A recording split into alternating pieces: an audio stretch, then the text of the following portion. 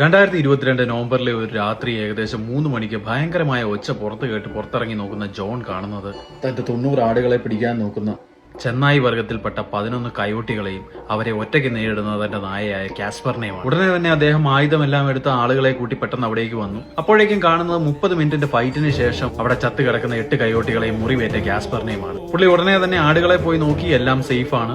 എന്നാൽ ഇതിനുശേഷം നോക്കുമ്പോൾ കാസ്പറിനെ കാണാനില്ല. പിറ്റേന്ന് ജോണും കൂടെ കുറെ സുഹൃത്തുക്കളും പല സ്ഥലങ്ങളിലും അന്വേഷിച്ചു, ഒരു വിവരം പോലും കിട്ടിയില്ല.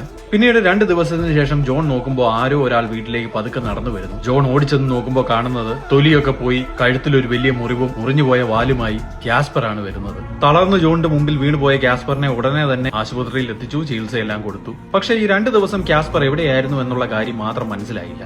പക്ഷെ അധികം ആലോചിക്കേണ്ട വന്നില്ല, കാരണം ജോൺ ഒരു വാർത്ത കേട്ടു. ഗ്രാമത്തിൽ നിന്ന് മാറിയുള്ള കാടിന്റെ അല്പമുള്ളിലായി പല സ്ഥലങ്ങളിൽ നിന്ന് തിരച്ചിലിന് പോയവർ 3 കയോട്ടികളുടെ ബോഡികൾ കൂടെ കണ്ടെടുത്തു വരുന്നത്. എന്റെ കുടുംബത്തെ തൊട്ടാൽ അതിനു മുതിർന്ന അവസാനത്തവനെ വരെ അവർ ഉള്ള സ്ഥലത്ത് പോയി തീർക്കുമെന്നുള്ള ഡയലോഗ് നമ്മൾ സിനിമയിൽ കണ്ടിട്ടുണ്ട്. കാസ്പർ അത് റിയൽ ലൈഫിൽ കാണിച്ചു തരികയായിരുന്നു. വൃത്തി കുറവാണെന്നോ, റിഫ്ലക്സ് പോരെന്നോ, ഡിപ്പെൻഡന്റ് ആണെന്നോ, അങ്ങനെ എന്ത് തരം കുറ്റങ്ങൾ വേണമെങ്കിൽ നിങ്ങൾ പറഞ്ഞു. പക്ഷേ വിശ്വസ്തതയ്ക്കൊരു പര്യായമുണ്ടെങ്കിൽ അത് നിങ്ങൾ തന്നെയാണ് പട്ടി സാർ.